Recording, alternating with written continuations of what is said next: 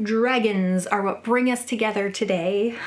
This video is my dragon book video. My favorite fantasy creature is dragons. February is also my birthday month, so I wanted to film a video that was just for fun, just for me to talk about books that I love, and some of my favorite fantasy books are the dragon books. It's also apparently the year of the dragon, so perfect time for this. I will show off every dragon book on my shelves unless the existence of dragons in a book is a spoiler. So if you see books behind me that you know there's a dragon and I leave it out, that is on purpose.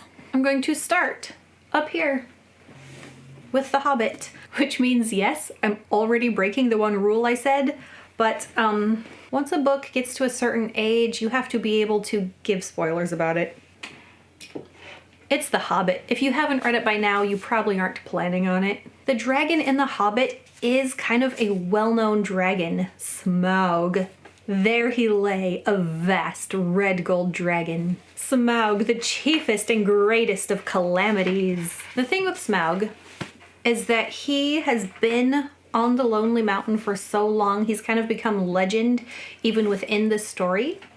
And the whole time that Bilbo and companions are traveling to the mountain, he's kind of like the stress at the end. The thing that may or may not be there, they don't know. They'll have to wait and find out once they get there. He's kind of looming over the whole adventure. Thorin and company knows that there used to be a dragon. He came at one point, burned his family out of the mountain. They don't know if he's still there. And their plans get them up to the point of maybe there's a dragon, maybe there's not. And they were never really able to decide, what do we do if there is a dragon?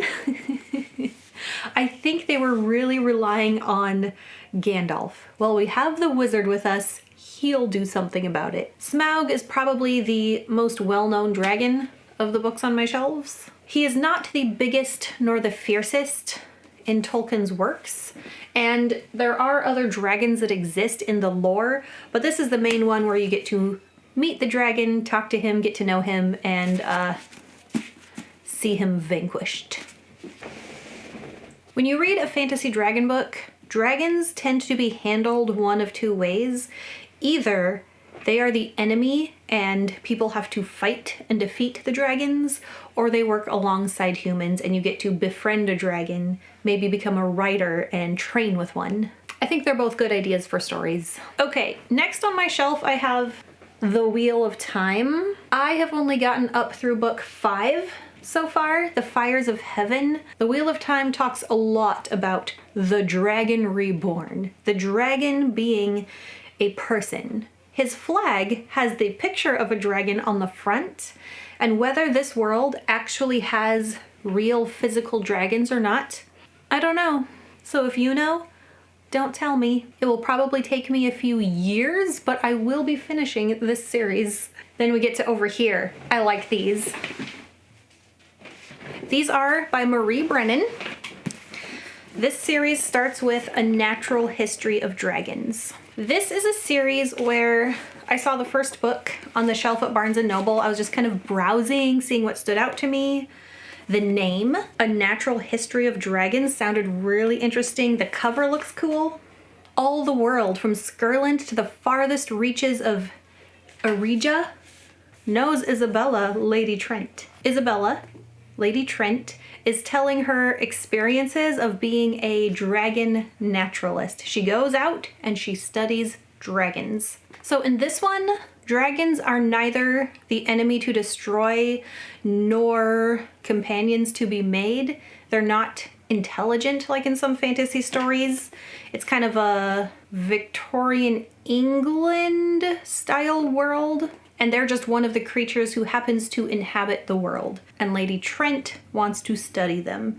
And these books follow her adventures, because she doesn't stay in one place. She travels, she goes and sees the world. There is kind of an underlying mystery, not really a mystery, like a suspenseful kind of thing, where they're trying to develop air travel, and they don't have a material light enough to fly, to stay in the air, and wouldn't you know it, dragon bones are light and strong, and so dragons are being hunted. There are scientists who are trying to develop imitation dragon bones. So they're not just hunting dragons to extinction, but they can still have the material. My favorites of these 5 were probably 3 and 4, although I still enjoyed all 5 of them. When Emily's Encyclopedia of Fairies came out, Emily Wilde's Encyclopedia of Fairies, it kind of reminded me of these. The scholar who wanted to study part of the natural world, but part of that natural world is actually kind of magical. This is a series I'll have to reread at some point. I hope I still like it if I reread it.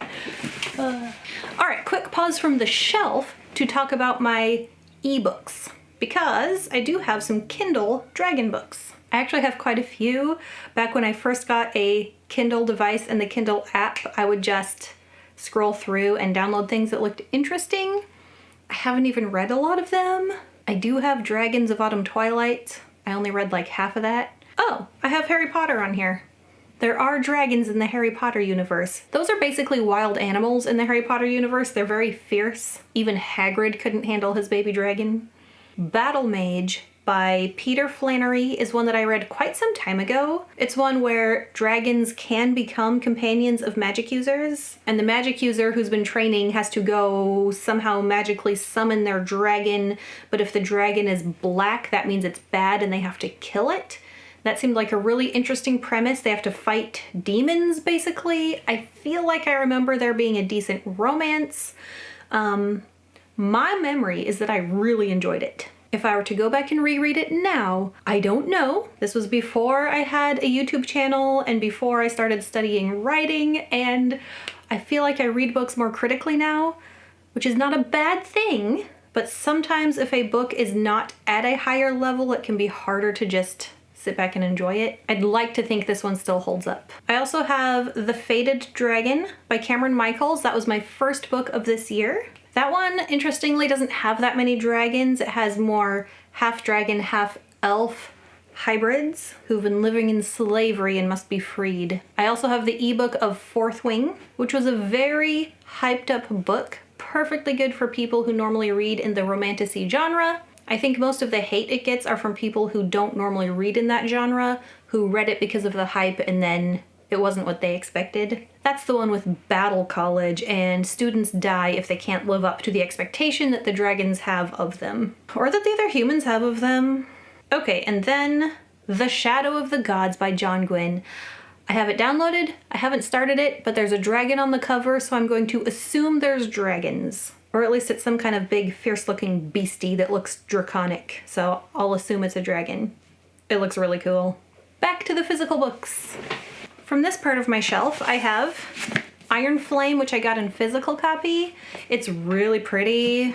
I love the art on this dust jacket. I think it's beautiful, but this is not a series that I plan on finishing. So at some point, I'm probably going to do an unhaul, and this is probably going to be part of that. And I feel sad about it. It's the continuation to Fourth Wing, and I don't feel the need to keep going, and it's fine.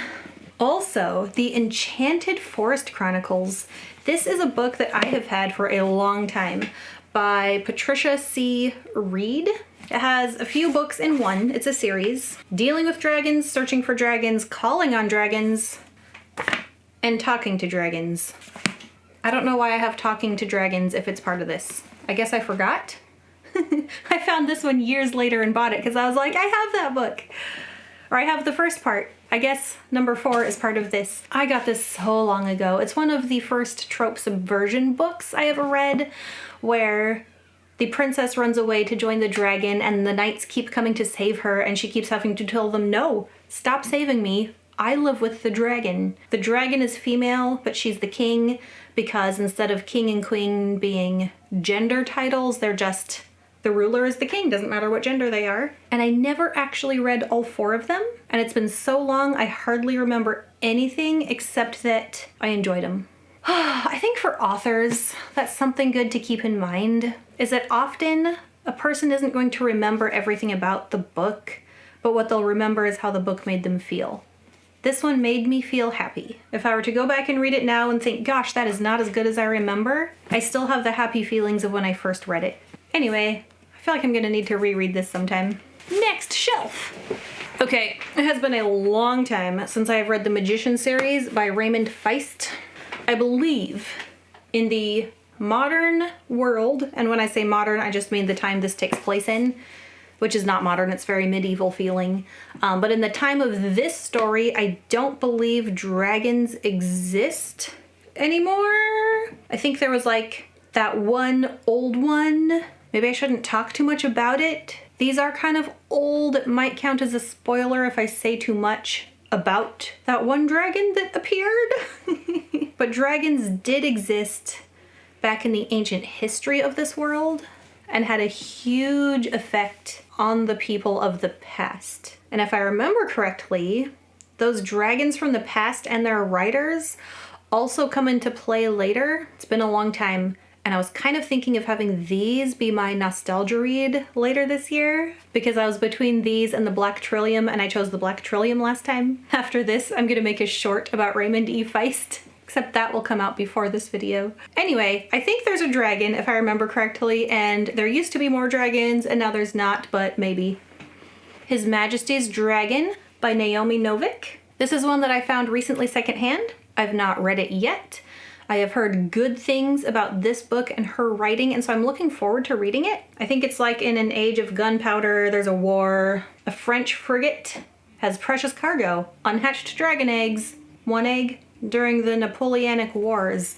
So it might be in the same kind of era feel as The Promise of Blood by Brian McClellan, except that one's a purely fantasy world and like that type of era.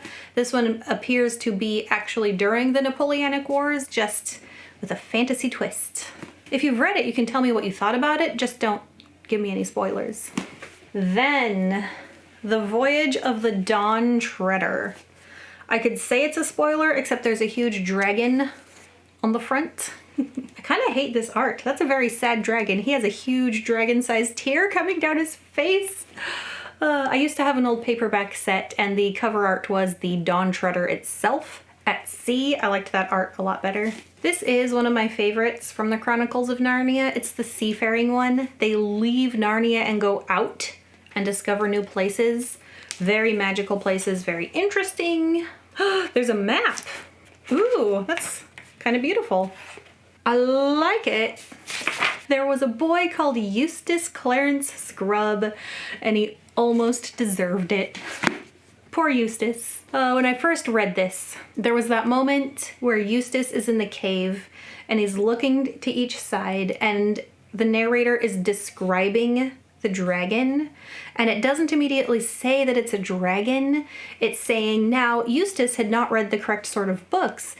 You, reading this book, probably have and would recognize it immediately. And I remember thinking, what's that supposed to mean? I'm supposed to recognize this weird thing he's describing? The narrator assumed that if you're reading this, you've probably read other fairy tales or fantasy books and would know a dragon when you see one. I will always have fond feelings for this series. I'm gonna go a little out of order here and pick up The Dragon Riders of Pern. I've had this one a long time. It was used when I got it. I kind of like having a really old book. If I reread this one, I'll probably have to tape it. The Dragon Riders of Pern is kind of considered a classic now. I don't know if it's from the 80s or 90s. I think it's from the 90s. No, even older, 60s and 70s. I just discovered it in the 90s.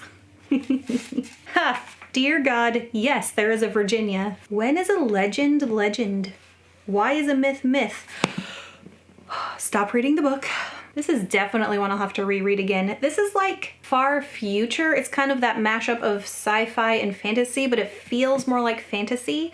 There's not really futuristic technology much. The characters are kind of getting the idea that they didn't always live here. Humans must have come from somewhere else and settled here and discovered the dragons and had to learn how to survive here. This is a story of dragon riders. This is not a story like some others where they're at war. There's no neighboring kingdom that they have to fight, but there is an enemy. There is danger that they have to learn how to deal with. It's been a long time since I read this. This one has inspired a lot of modern dragon books. And I think when a lot of people talk about fantasy books that got them into reading or got them interested in dragons, this is one that often comes up for good reason. I loved it the first time I read it. Mine has 3 books. It has Dragon Flight, Dragon Quest, and The White Dragon. So that follows Lessa and, oh dear, Falar. And then Lessa's, nephew? I don't remember exactly. The one who's supposed to take over from her since she became a dragon rider, Jaxum, follows their stories. Again, I'm gonna have to reread this at some point. Too many books, ugh.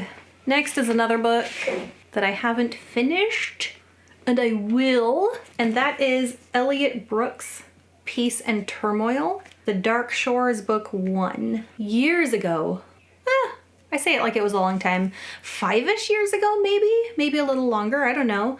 I was in a huge reading slump.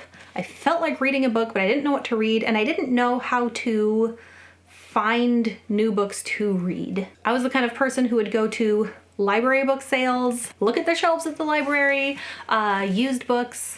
I didn't know how to find new books. And so I got on YouTube, and the first booktuber I found was Elliot Brooks. I have come to really like her and respect her as a person, even though I don't always read in the same subgenre of fantasy as she does. I still really respect what she has to say about books, about the writing world in general. She's always so kind and respectful, even when she doesn't like something. And then I found out she wrote a book. And so I was like, all right, that'll be one of the ones I read. And then I don't remember why I stopped. I either got busy or started a different book, and at some point it just became so long of a space that I wasn't going to remember what I had read, and I'd have to reread, and I didn't feel like rereading it. But she recently put out a video where she was talking about how she's finally been able to get past some big hurdles in her life, and she's almost done with book 2. I think she has the artist, she's working on the publishing process, kind of finishing up revisions. So before her second book comes out, I do plan on rereading this one. I hardly remember anything except that there's a dragon. That's all I remember. I do remember an unnecessary bathing scene. Why is that what stands out to me? All right, so then we have what is kind of becoming a modern classic. The Aragon series, The Inheritance Cycle is what these 4 are. We also got some short stories, The Fork, the Witch, and the Worm, and very recently, Murtagh. These 2 are not part of the Inheritance Cycle, and I believe Paolini is just calling all the works in that world the world of Aragon, just to simplify. Allegasia is hard to spell. This one gets a lot of love and a lot of hate. I haven't seen very many people that are just kind of meh about it. This series has gotten a whole generation of readers into fantasy and into reading. It has a lot of tropes, a lot of cliche things that happen. It's very into the exposition, world building. There's not a ton of action. I don't know that I would say it's any kind of masterpiece, but I still like them. I will still keep them on my shelf and reread them every once in a while. Very classic. Well, this one is often just called Star Wars, but with dragons. It's basically A New Hope. And Aragon is Luke and Brom is Obi-Wan Kenobi. And then it kind of veers off into being its own thing for these. But it's just a very classic fantasy story with lots of extra things that Paolini wanted, and I'm never gonna be the person who hates on them. Then we got Murtagh's story, following Murtagh and Thorn after the end of the Inheritance Cycle. This one was kind of heavy. I think I will probably have to reread it with proper expectations, because my expectations were probably too high, maybe unfairly. But if I were to go in now knowing what it is, I could probably give it a more fair chance, but I'll give it some time, a couple years maybe. And my most recent acquisition, The Songs of Chaos by Michael Miller. I had been seeing these around. I had seen mostly on Instagram, not as much on YouTube, and I thought they looked really interesting. It's a series of dragon books.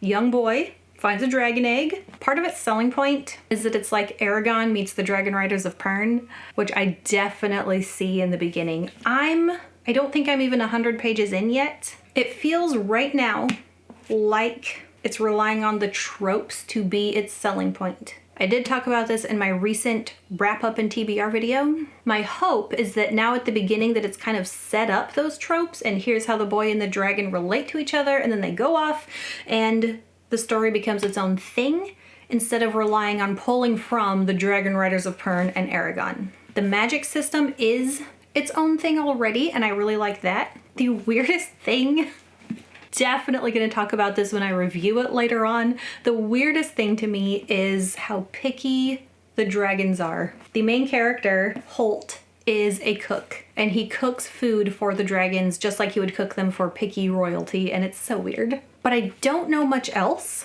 I didn't watch or read any reviews. I don't want any influence on my opinion. This is the first set of books that I was given to review by an author, so I feel like there's a lot of pressure. I say first. First was in digital format. This is my first physical books I received, including the new novella, which I'm really excited about. The following books are Unbound and Defiant. So, supposedly, big, epic fantasy dragon series. There will be more videos by me after I've read them. I just recently read The Eyes of the Dragon. I've talked about it as much as I want to.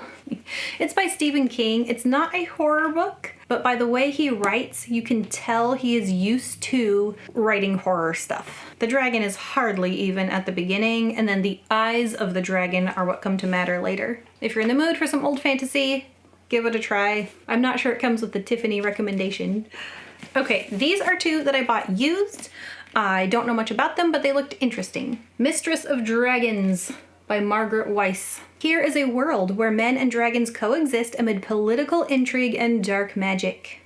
It sounds like it's probably some old cheesy fantasy, and sometimes that's fun. So I got it. This one, Here There Be Dragons. I love that title. I love the art. Seems a little mysterious. It's the world, my boy, he said. All the world in ink and blood, vellum and parchment, leather and hide. It is the world, and it is yours to save or lose.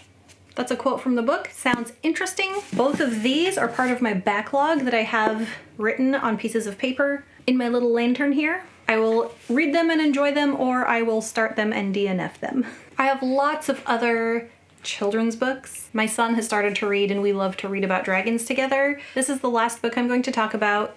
It's not as much of a story, it's dragonology. A lot of bookstores have these ology books. There's like wizardology, piratology, and it's like this fake documentation. So kind of like the natural history of dragons, it's like somebody who goes out and studies dragons, and it's their field notes. So it's meant to feel like a real person went out and studied dragons and then made notes. It's Dr. Ernest Drake's Dragonology, the complete book of dragons. The secret and ancient society of dragonologists. So we like to look through here and feel like we're learning about dragons. A map of where to find dragons in the world. The different types of dragons, drakes, wyverns, different species of dragon. The art in it is just very cool. It's a fun book to look through with my sons.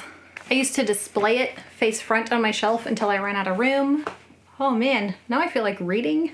Now I feel like reading those books I haven't read and rereading my old favorites. That's what happens when you talk about books, I guess.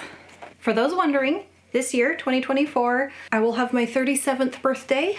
This might also be the last time you see me with this color of hair. As much as I love looking like a fantasy elf, bleaching my hair is damaging, so I'm going to go with something different. And whether I do that or film my next video next, I don't know. So this might be the last time. Thanks for joining me while I talked about dragons and books, and I hope to see you back here for more videos. Happy reading. I just realized this music stand was sitting here that whole time, so if it was distracting, I'm sorry. It's usually in front of me with my notes on it. Ta-da!